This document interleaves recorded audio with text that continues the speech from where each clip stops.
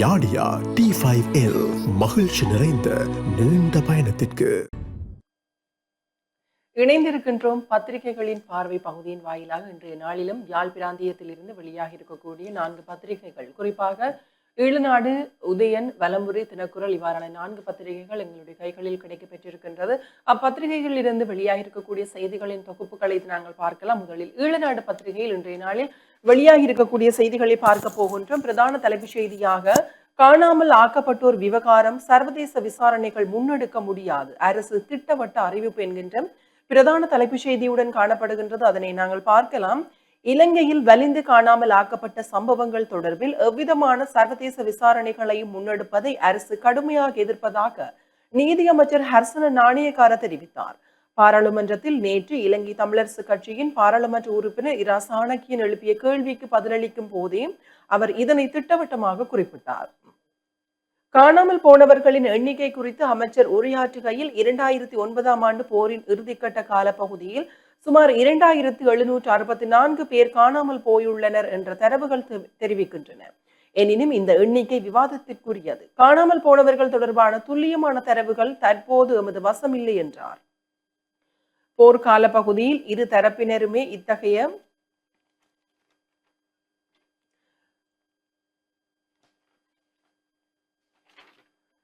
இத்தகைய காணாமலாக்கப்பட்ட சம்பவங்களில் ஈடுபட்டனர் என்று குறிப்பிட்ட அமைச்சர் அரசு ஒருபோதும் இத்தகைய செயல்களை ஆதரிக்கவில்லை என்பதனையும் சுட்டிக்காட்டினார்.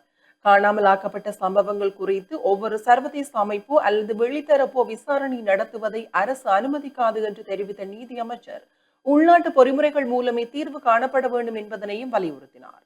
நீதி அமைச்சரின் இந்த விளக்கத்தை ஏற்க முடியாது என்று தெரிவித்த பாராளுமன்ற உறுப்பினர் இரா சாணக்கியன் அரசின் நிலைப்பாட்டை வன்மையாக கண்டித்தார். காணாமல் ஆக்கப்பட்டோர் விவகாரத்தில் நீதி வழங்குவதிலும் பொறுப்பு கூறலிலும் அரசிடம் முறையான அல்லது தெளிவான கொள்கை எதுவும் இல்லை. அமைச்சரின் தரவுகள் முரணாக உள்ளன என்று சாணக்கியன் எம்பி குற்றம் சாட்டினார் என்கின்றதாக அந்த செய்தி காணப்படுகின்றது.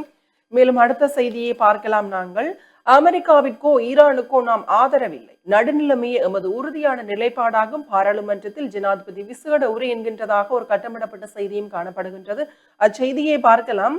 மத்திய கிழக்கில் ஏற்பட்டுள்ள போர் சூழலில் இலங்கை எவருடனும் பக்கச்சார்பாக நடந்து கொள்ளாது. எமது நிலைப்பாடு நடுநிலைமையே ஆகும். அமெரிக்காவிற்கோ ஈரானுக்கோ ஆதரவான நிலைப்பாடு எதுவும் இல்லை. அத்தகைய அழுத்தங்கள் வந்தாலும் இந்த நடுநிலை தன்மையை கை நழுவி போக நாம் இடமளிக்க மாட்டோம் என்றும் எமது தாய்நாட்டின் கௌரவம், நீதி மற்றும் சர்வதேச அங்கீகாரம் ஆகியவற்றை எமது நடுநிலை தன்மையை பாதுகாப்பதன் மூலமே நாம் வென்றெடுக்க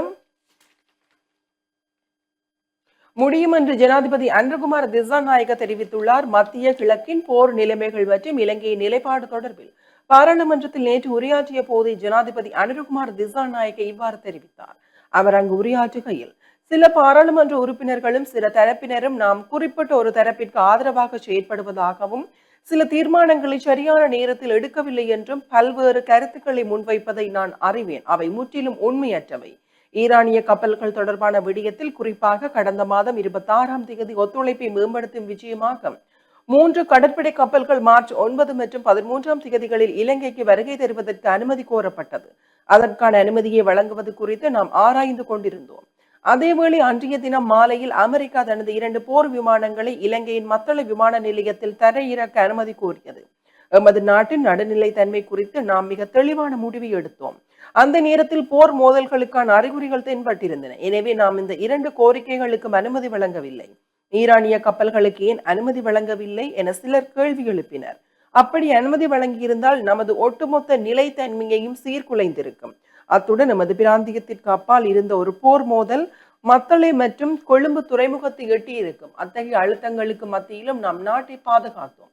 அதன் பின்னர் 27ஆம் தேதி ஐரிஸ் புகர் என்ற கப்பலில் கடற்படை வீரர் ஒருவர் விழுந்து காயமடைந்திருப்பதாகவும் அந்த வீரரையும் அவருடன் ஒரு அதிகாரியையும் இலங்கைக்கு கொண்டு வர வேண்டும் என்றும் அறிவிக்கப்பட்டது. இத்தகைய சந்தர்ப்பங்களில் உதவி வழங்குவது எமது நடுநிலை தன்மை மற்றும் சர்வதேச உறவுகளின் அடிப்படையும் ஆகும்.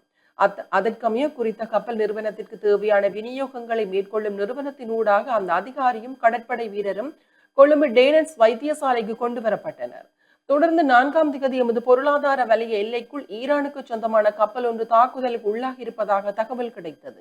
இது எமது கடற்பரப்பிற்குள் இடம்பெறவில்லை என்பதால் நாம் இதனை புறக்கணித்திருக்க முடியும். இருப்பினும் சர்வதேச கட்டுப்பாடுகள் மற்றும் மனிதாபிமானத்தை அடிப்படையாக கொண்டு எமது கடற்படையும் விமானப்படையும் பாரிய தேடுதல் மற்றும் மீட்பு நடவடிக்கையை முன்னெடுத்தன. இவ்வாறான வெடிப்பு சம்பவங்கள் நிகழும் போது எத்தனை நாட்கள் கண்காணிக்க வேண்டும், அலைகளின் திசைக்கு ஏற்ப எவ்வளவு தூரம் தேட வேண்டும் என்பதற்கு சர்வதேச தரநிலைகள் உள்ளன.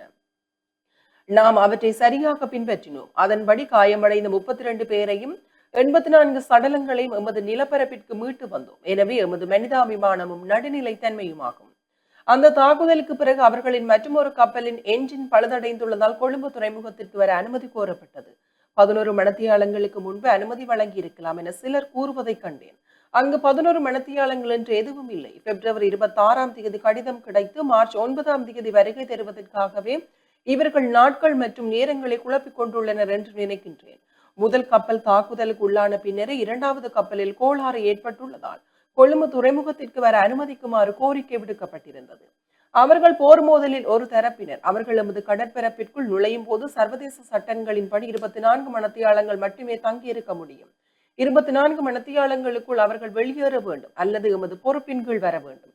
அப்போதுதான் எமது நடுநிலைத்தன்மை பாதுகாக்கப்படும். அவர்கள் எமது பொறுப்பின் கீழ் வந்த பிறகு முழு குழுவினரும் தங்கியிருக்க வேண்டும் என கோரிக்கை விடுத்தனர்.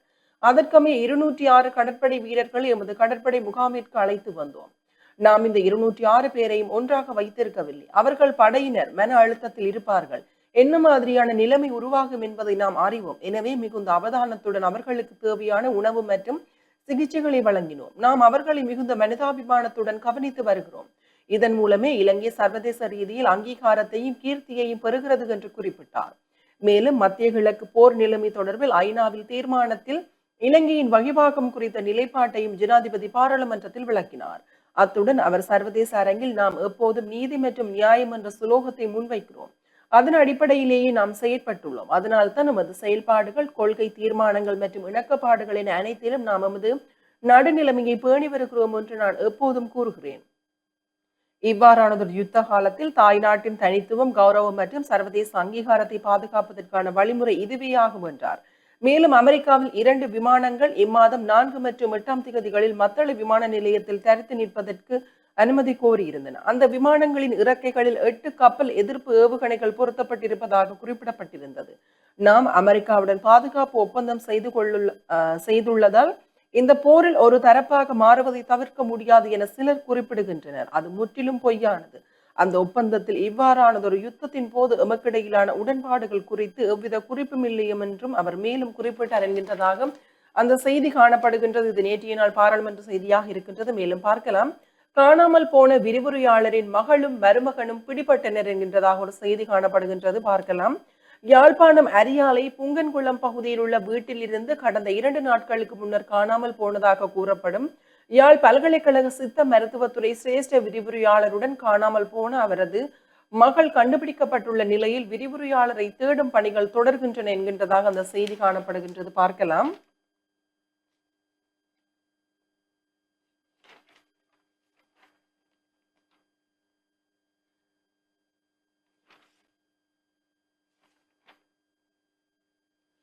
குறித்த விரிவுரையாளரின் மகளும் அவரது காதலனும் திருகோணமலை நிலாவளியில் வைத்து போலீசாரால் கைது செய்யப்பட்டுள்ளதாகவும் வீட்டிலிருந்து காணாமல் போன விரிவுரையாளரின் காரும் மீட்கப்பட்டுள்ளதாகவும் போலீஸ் வட்டாரத்தில் இருந்து அறிய கிடைக்கின்றது. எனினும் கைது செய்யப்பட்டவர்களுடன் காணாமல் போன விரிவுரையாளரை கண்டுபிடிக்க முடியவில்லை என்று குறிப்பிட்ட போலீசார் நேற்றிரவு இந்த செய்தியை அச்சுக்கு போகும் வரை விரிவுரையாளருக்கு என்ன நடந்தது என்பதனை கண்டறிய முடியாமல் இருப்பதாக தெரிவித்தனர். கடந்த புதன்கிழமை இரவு வீட்டில் தனித்திருந்த பெண் விரிவுரையாளரும் அவரது மகளும் தொடர்புகள் ஏதுமின்றி காணாமல் போயிருந்தனர். அவர்களது வீட்டில் நிறுத்தி வைக்கப்பட்டிருந்த காரும் காணாமல் போயிருந்தது. இது தொடர்பாக உறவினர்களால் முறைப்பாடு செய்யப்பட்டதை தொடர்ந்து யாழ்ப்பாணம் குற்றப்புலனாய்வு போலீசார் விசாரணைகளை மேற்கொண்டிருந்தனர்.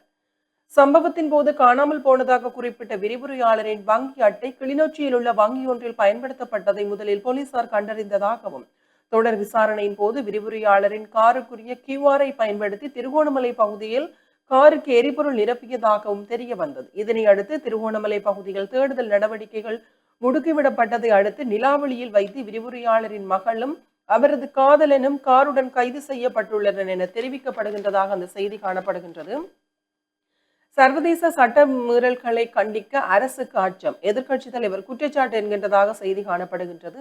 சர்வதேச சட்டங்களை மீறி முன்னெடுக்கப்படும் தாக்குதல்கள் குறித்து இலங்கை அரசாங்கம் இதுவரை ஏன் உத்தியோகபூர்வ அறிக்கை ஒன்றை வெளியிடவில்லை என எதிர்க்கட்சித் தலைவர் சஜித் பிரேமதாச கேள்வி எழுப்பியுள்ளார். ஈரான் மற்றும் மத்திய கிழக்கு பிராந்தியத்தில் நிலவும் போர் சூழலில் இலங்கை நடுநிலை வகிப்பதாக ஜனாதிபதி அனுரகுமார திசாநாயக்க தெரிவித்த கருத்திற்கு பதிலளிக்கும் வகையில் எதிர்க்கட்சி தலைவர் நேற்று பாராளுமன்றத்தில் உரையாற்றுகையில் இந்த கேள்வியை முன்வைத்துள்ளார். சர்வதேச சட்டங்களை பாதுகாப்பதற்கான முறையான நெறிமுறை செயல்முறைகளை அரசாங்கம் பின்பற்ற தவறியுள்ளமை கண்டனத்திற்குரியது என அவர் சுட்டிக்காட்டினார். சர்வதேச சட்ட மீறல்களை கண்டிப்பதற்கு நாம் அஞ்சக்கூடாது என அவர் இதன்போது வலியுறுத்தினார்.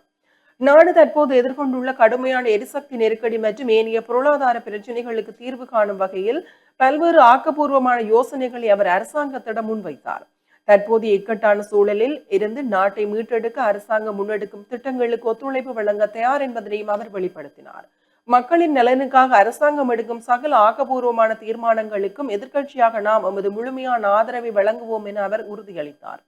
எனினும் சர்வதேச விவகாரங்களில் தார்மீக பொறுப்புடன் அரசாங்கம் செயல்பட வேண்டியதன் அவசியத்தையும் அவர் மீளவும் வலியுறுத்தினார் என்கின்றதாக அந்த செய்தி காணப்படுகின்றது.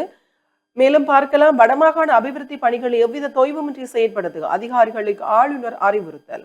வடமாகாணத்து ஒதுக்கப்பட்டுள்ள மிகப்பெரிய நிதி ஒதுக்கீடுகளை கருத்தில் கொண்டு மாகாணத்தின் அபிவிருத்தி பணிகளை எவ்வித தொய்வுமின்றி தடங்களுமின்றி தொடர்ச்சியாக முன்னெடுத்து செல்லுமாறு வடக்கு மாகாண ஆளுநர் நாவண்ண வேதநாயகன் அதிகாரிகளுக்கு வலியுறுத்தியுள்ளார் என்கின்றதாக அந்த செய்தி காணப்படுகின்றது. மேலும் பார்க்கலாம், ஜனாதிபதி மனோ வாக்குவாதம் என்கின்றதாக ஒரு கட்டமிடப்பட்ட செய்தியும் காணப்படுகின்றது. பாராளுமன்றத்திற்கு வெளியேயும் எதிர்க்கட்சி இருக்கின்றது என ஜனாதிபதி நேற்று தனது பாராளுமன்ற உரையில் குறிப்பிட்டார். இதன்போது ஜனாதிபதிக்கும் தமிழ் முற்போக்கு கூட்டணியின் தலைவர் மனோ கணேசனுக்கும் இடையே வாக்குவாதம் ஏற்பட்டது.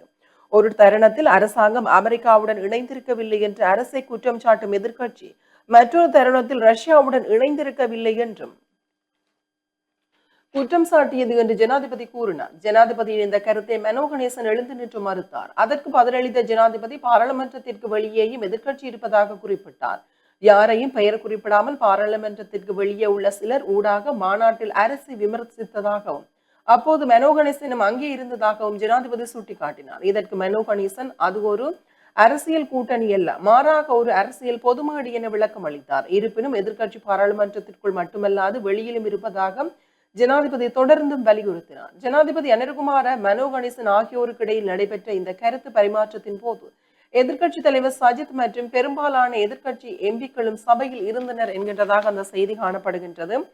அடுத்ததாக அத்தியாவசிய பொருட்களின் விலை குறைப்பு என்கின்ற ஒரு செய்தியும், எதிர்வரும் பண்டிகை காலத்தை முன்னிட்டு சதச விற்பனை நிலையங்களில் ஊடாக வழங்கப்படும் பல அத்தியாவசிய உணவுப் பொருட்களின் விலைகள் குறைக்க அரசாங்கம் தீர்மானித்துள்ளது. கொழும்பில் நேற்று நடைபெற்ற ஊடகவியலாளர் சந்திப்பில் கலந்து கொண்டு கருத்து தெரிவித்த வர்த்தக அமைச்சர் வசந்த சமரசிங்க இந்த விலை குறைப்பு தொடர்பான விவரங்களை வெளியிட்டார். அதன்படி வெள்ளைநாடு அரிசி, வெள்ளை அரிசி, கோதுமை மா, பருப்பு, நெத்தலி மற்றும்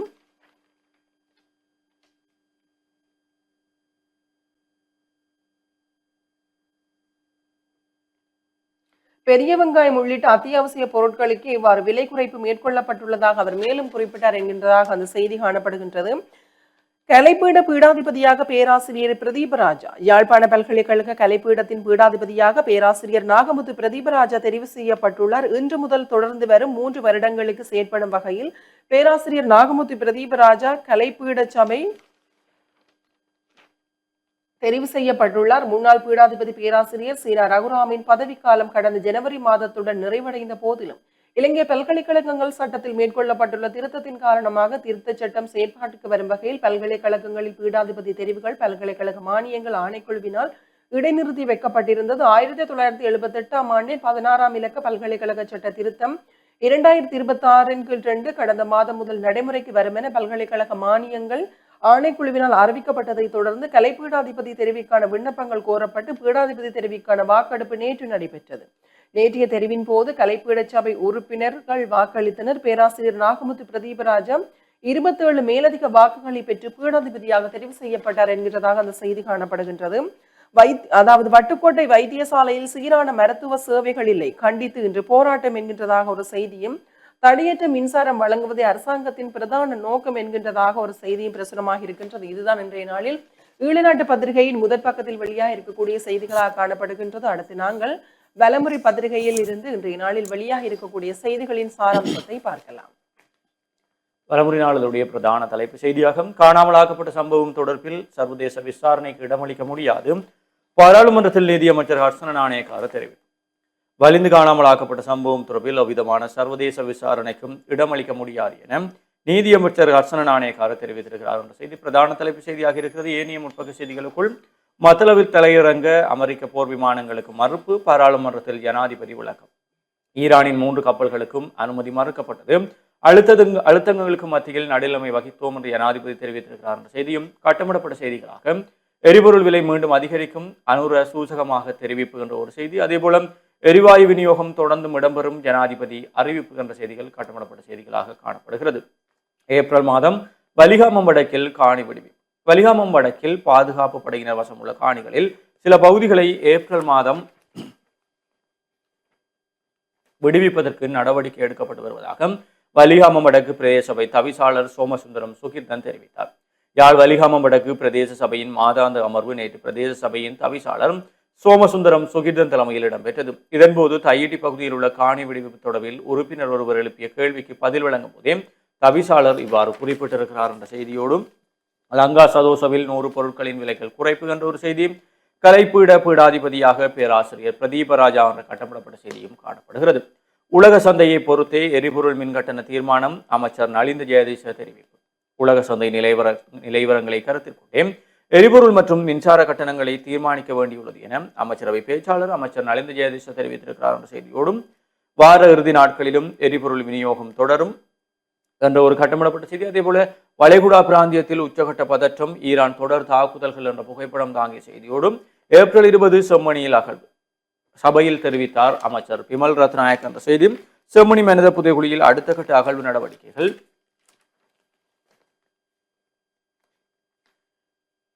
எதிர்வரும் ஏப்ரல் 20ஆம் தேதி அன்று மீண்டும் தொடங்கும் என பிமல் ரத்நாயக்க தெரிவித்திருக்கிறார். நேற்று பாராளுமன்றத்தில் கருத்துக்களை தெரிவித்த போதே அமைச்சர் இதனை தெரிவித்தார்.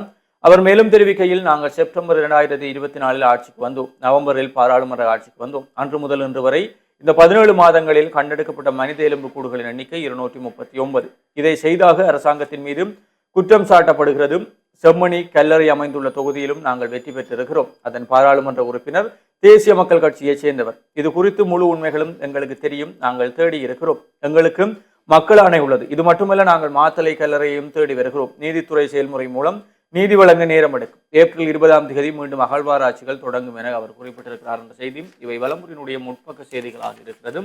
உட்பக்க செய்திகளுக்குள் இலங்கை தமிழ் அகதிகள் பிரச்சனைகளை அரசியல் மயமாக்க வேண்டாம், இந்திய மத்திய தமிழக அரசுகளிடம் அமைச்சர் பிமல் கோரிக்கை.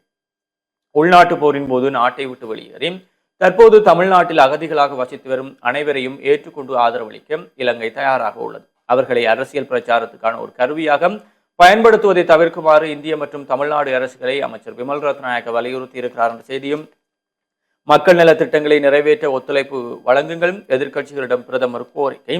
ஈரான் போர் எதிரொலி, தண்ணீர் போத்தல் விலையும் உயர்ந்தது என்ற ஒரு கட்டமிடப்பட்ட செய்தியும் காணப்படுகிறது.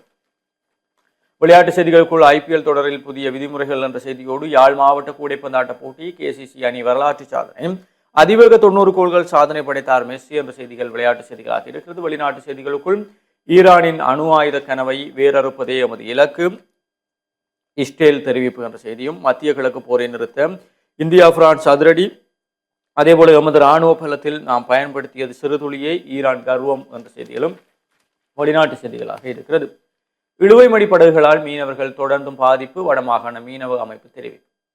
உள்ளூர் இழுவைமடி மற்றும் எல்லை தாண்டும் இந்திய மீனவர்களின் ரோலர்கள் தொடர்ந்தும் வடக்கு மீனவர்கள் பாதிக்கப்பட்டு வருவதாக வடக்கு மாகாண மீனவ அமைப்பின் பிரதிநிதி வர்ணகுணசிங்கம் தெரிவித்திருக்கிறார் என்ற செய்தியோடு நைனா தீவில் மினி சூறாவளி என்ற புகைப்படம் தாங்கிய செய்தி, 500 லிட்டர் டீசல் அம்பாந்தோட்டையில் பறிமுதல், 6 லட்சம் QR மோசடிகள், குற்றப்புலனாய்வு திணைக்களத்தில் முறைப்பாடு.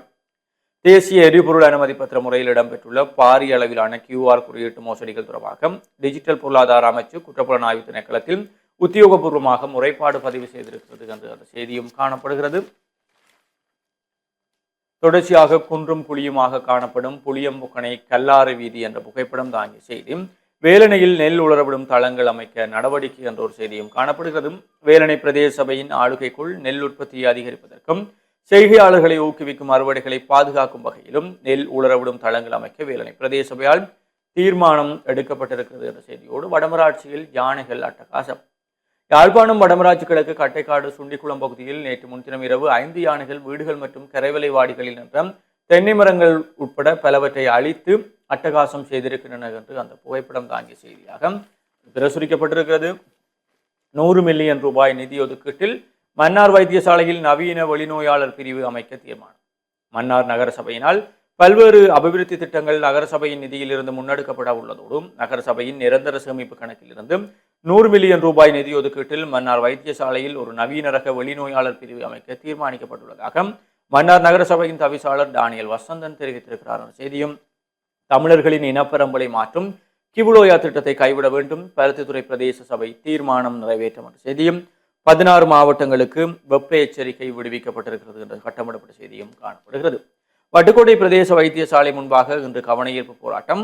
வட்டுக்கோட்டை பிரதேச வைத்தியசாலையும் சீரான சேவைகள் இல்லாத காரணத்தினால் அவற்றை சீர் செய்யுமாறு கோரி இன்று காலை 8 மணிக்கு வைத்தியசாலைக்கு முன்பாக கவனஈர்ப்பு போராட்டம் நடைபெறவிருக்கிறது. பலமுறை நாளுடைய ஆசிரியர் தலையங்கமாக எரிபொருள் நெருக்கடியிலிருந்து விவசாயிகளை காப்பாற்றுங்கள் என்ற தலைப்பிலே ஆசிரியர் தலையங்கமும் காணப்படுகிறது. புனித நோன்பு பெருநாளை கொண்டாடுவோம் கலாபூசணம் பரேட் இக்பால் அவர்களுடைய நோன்பு தொடர்பான ஆசி கட்டுரையும் பிரசுரிக்கப்பட்டிருக்கிறது.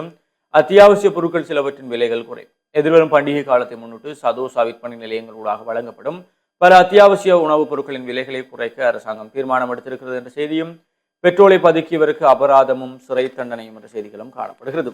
உலக முடிவு பகுதியில் தவறி விழுந்த பல்கலைக்கழக மாணவி. நுவர்லியா ஹட்டன் சமவெளி உலக முடிவு பகுதியில் கொழும்பு பல்கலைக்கழக மருத்துவ பீட மாணவி ஒருவர் தவறி விழுந்திருக்கிறார். உலக முடிவு பகுதியினை பார்வையிட வந்த பல்கலைக்கழக மாணவர் குழுவினர் நேற்று முன்தினம் காலை சுமார் 9 மணி அளவில் குறித்த பகுதிக்கு சென்றிருந்த நிலையில் செல்பி எடுக்க முயன்ற போது மாணவி தவறி விழுந்தார். இதன்படி 50 அடி பள்ளத்தாக்கில் ஒரு மரக்கிளையில் தொங்கிக் கொண்டிருந்த மாணவி பல மணி நேர போராட்டத்துக்கு பின்னர் உயிருடன் மீட்கப்பட்டார். பட்டிப்புல போலீசார், இராணுவத்தின் 3வது சிங்கப்படை பிரிவு, விசேட அதிரடிப்படையினர் மற்றும் வனவிலங்கு அதிகாரிகள் இணைந்து நடத்திய கூட்டு மீட்பு நடவடிக்கையின் மூலம் மாணவி பாதுகாப்பாக மீட்கப்பட்டார். யாழ்ப்பாணத்தை சேர்ந்த 23 வயதான கொழும்பு பல்கலைக்கழக மருத்துவபீட மாணவியை இவ்வாறு காப்பாற்றப்பட்ட மாணவி மேலதிக சிகிச்சைக்காக நுவரெலியா பொது வைத்தியசாலையில் சேர்க்கப்பட்டிருக்கிறார் என்று அந்த செய்தியும். இவைதான் வலம்புரி நாளிதழுடைய முதன்மை செய்திகளாக இருக்கிறது. தொடர்ச்சியாக உதய நாளிதழின் செய்திகளோடு இணைந்திருக்கலாம். பார்க்கலாம். உதயன் பத்திரிகையில் இன்றைய நாளில் வெளியாக இருக்கக்கூடிய செய்திகளின் தொகுப்புகளை பார்க்கலாம். பிரதான தலைப்பு செய்தியாக போர்க்குற்றம் தொடர்பில் சர்வதேச விசாரணைக்கு இம்மையும் வாய்ப்பில்லை. நீதியமைச்சர் ஹர்சன திட்டவட்டம். இறுதிப் போரின் போது இடம்பெற்ற போர்க்குற்றங்கள் தொடர்பில் சர்வதேச விசாரணைக்கு வாய்ப்பே இல்லை. அத்தகைய முயற்சிகளுக்கு அரசாங்கம் இணங்காது என்று நீதியமைச்சர் ஹர்சன நாணயக்கார தெரிவித்துள்ளார் என்கின்ற பிரதான தலைப்பு செய்தி ஏலவே பார்த்த செய்தியாக இருக்கின்றது. யாழ்ப்பாண பல்கலைக்கழக கலைப்பீட பீடாதிபதியாக பேராசிரியர் பிரதீபராஜா என்கின்ற ஒரு செய்தியும், வட்டுக்கோட்டை மருத்துவமனையின் நெருக்கடிகளை உடன் நிவர்த்திக்குக இன்று போராட்டம் என்கின்ற ஒரு செய்தியும் பிரசுரமாக இருக்கின்றது. வேதாரண்யேஸ்வரா வித்தியாலயத்திற்கு அதிபரை உடன் நியமிக்குக பெற்றோர் போராட்டம் என்கின்ற ஒரு செய்தியும், வடமராட்சி கிழக்கில் யானைகள் ஊடுருவல், பயன் தரும் மரங்கள் அழிப்பு என்கின்ற ஒரு செய்தி இங்கே புகைப்படம் தாங்கிய செய்தியாக பிரசுரமாக இருக்கின்றது. யாழ்ப்பாணம் வடமராட்சி கிழக்கு கட்டைக்காடு சுண்டிக்குளம் பகுதியில் நேற்றிரவு 5 யானைகள் வீடுகள் மற்றும் கரைவலை வாடிகளுக்குள் நுழைந்து பெருமளவு சொத்துழப்புகளை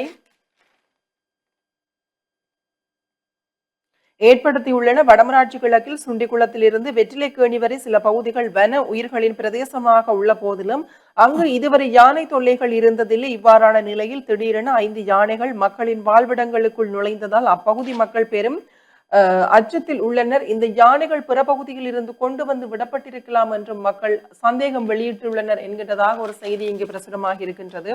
வடக்கில் இன்று வெப்பம் உச்சம் என்கின்ற ஒரு செய்தி இங்கே பிரசுரமாக இருக்கின்றது. நைனாதீவில் நேற்று மினி சூறாவளி என்கின்ற ஒரு புகைப்படம் தாங்கிய செய்தியும், யாழ்ப்பாணம் நைனாதீவில் நேற்று வெள்ளிக்கிழமை காலை திடீர் மினி சூறாவளி வீசியுள்ளதால் சிறிதளவு சேதங்கள் ஏற்பட்டுள்ளன. நைனாதீவு ஸ்ரீ நாகபூஷணி அம்மன் ஆலயத்திற்கு முன்பாக உள்ள இறங்குதுறை பகுதியில் ஆலயத்தினரால் அமைக்கப்பட்டிருந்த தகர கொட்டகைகள் இந்த சூறாவளி காரணமாக தூக்கி வீசப்பட்டன. இதேவேளை நேற்று காலை 7:30 மணி முதல் காலை 9 மணி வரை யாழ் மாவட்டத்தின் பல பகுதிகளில் கணிசமான அளவு மழை வீழ்ச்சி பதிவாகி இருந்தமையும் குறிப்பிடத்தக்கது என்கின்றதாக அந்த செய்தி காணப்படுகின்றது. மானிப்பாய் மருதடி விநாயகருக்கு நாளை கொடியேற்றம் என்கின்ற ஒரு செய்தியும், அமெரிக்க போர் விமானங்களை அனுமதிக்க மறுத்தது இலங்கை. ஈரானிய கப்பல்களுக்கும் கதவடைப்பு. ஜனாதிபதி அனுர நாடாளுமன்றத்தில் தெரிவிப்பு என்கின்ற ஒரு செய்தி மீது நாங்கள் ஏலவே பார்த்த செய்தி. மேலும் பார்க்கலாம், ஈரானுக்கு எதிரான தீர்மானம் இலங்கை ஆதரவு அளிக்காது, இருதரப்பும் பொறுப்பு கூற வேண்டும், அமைச்சர் விஜித் தெரிவிப்பு என்கின்ற ஒரு செய்தியும், 55 லட்சம் வாகனங்கள் QR முறைமையில் பதிவு என்கின்ற ஒரு செய்தியும், போர் சூழலை சமாளிப்பதற்கு ஏற்றுமதி துறைக்கு முதலிடம் என்கின்ற ஒரு செய்தியும் இங்கே பிரசுரமாக இருக்கின்றது. 5 ஆண்டுகளில் வேலைவாய்ப்பு மோசடி 10,654 முறைப்பாடுகள் பதிவு என்கின்ற ஒரு செய்தியுமே பிரசுரமாக இருக்கின்றது. மன்னார் மாவட்டத்தில் சகலருக்கும் தடையின்றி எரிபொருள் விநியோகம், பிரதி அமைச்சர் தெரிவிப்பு என்கின்ற ஒரு செய்தியும் பல ஆக்கங்களுமே இங்கே வெளியாகி இருக்கின்றது. மேலும் பார்க்கலாம், இறுதிப்பக்க செய்தியாக, மாணவர்கள் இலக்கு வைத்து போதைப் பொருட்கள் ஊடுருவல். சாவகச்சேரி போலீஸ் நிலைய பொறுப்பதிகாரி சுகாதார விதிமீறல், 4 உணவகங்களுக்கு துண்ணாலையில் தண்டம், மன்னாரில் எரிபொருளை பதுக்கி கொள்ளை லாபம் காட்டும் குழுவினர், மக்கள் பெரும் பாதிப்பு என்கின்ற ஒரு செய்தியும், புளியம்பொக்கணி ஆலயத்தின் பொங்கல் விழாவிற்கான ஏற்பாடுகள் என்கின்றதாக இன்றைய நாளில் உதயன் பத்திரிகையில் வெளியாக இருக்கக்கூடிய செய்திகளின் தொகுப்பாக காணப்படுகின்றது. எனவே இவைதான் இன்றைய நாளிலும் பத்திரிகைகளில் இருந்து வெளியாக இருக்கக்கூடிய செய்திகளாக காணப்படுகின்றன. தொடர்ந்து